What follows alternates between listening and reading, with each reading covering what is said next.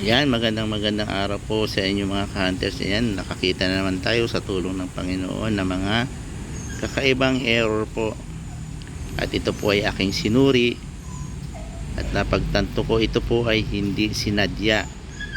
O ito ay hindi gasgas na galing po sa sirkulasyon.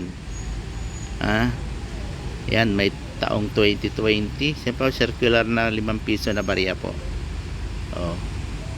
Common. Yan po yung edge nya, makinis. Yan. Tapos yan, ito po yung napansin ko dito sa coins na to. Yan, i-focus lang po natin.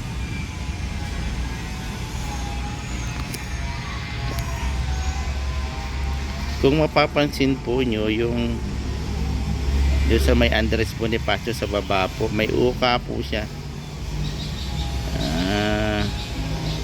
Yan po, may uka po siya. Ayan o. Ayan. Yan yung uka nya. Tumama po doon sa rim ng coins. Hindi ko lang po kung ano yung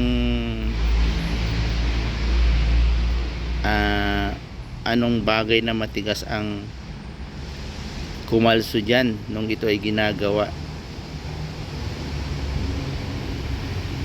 Ayan po. Sa ibang coins po wala po kayo makikita nyan. Kahit na ano pong gawin nyo, hindi po kayo makakakita nyan. Ayan po. Kasi sa ibang bansa po kagaya ng Amerika, yung mga collector po nila nagkaroon na rin po ng aksidente sa paggagawa ng coins. Yung stapler po nalaglag dun sa ibabaw ng coins, dun sa planchet po, habang wala pa siyang ganito, wala pa siyang imprenta, nalaglag. So nung na-imprenta po, bumakat po dyan yung bala ng staple po.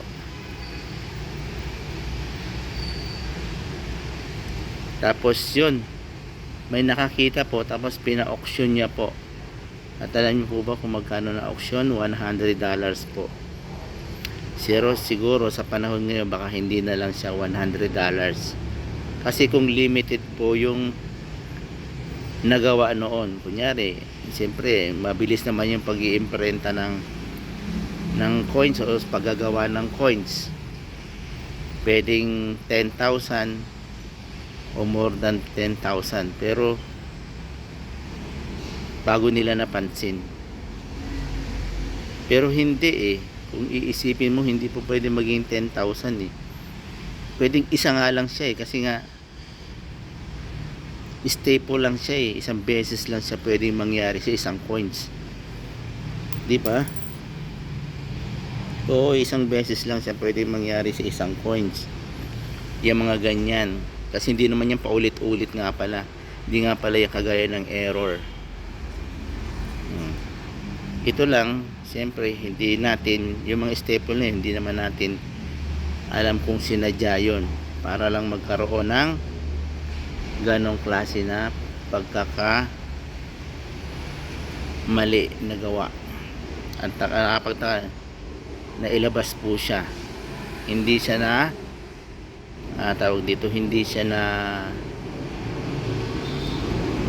yung parang dumaan sa quality control, hindi siya na-inspection na mabuti. Kaya ito, kaya kung meron po kayo mga magnifying glass sa mga coins, akin po kasi sinisilip ko po kasi yung mga coins ko ayan ayan po, inisilip ko po kasi yung mga coins na yan, kaya yan napapansin ko. Ayan,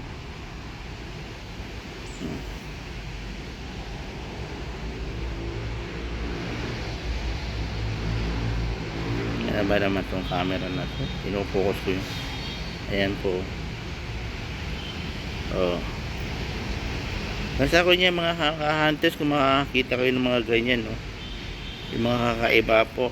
Kaya dapat mayroon po kayo magnifying glass na maganda. Itabi nyo po yan. Hindi lang collection nyo po, kundi in the future po, malay nyo po. Hindi natin masasabi.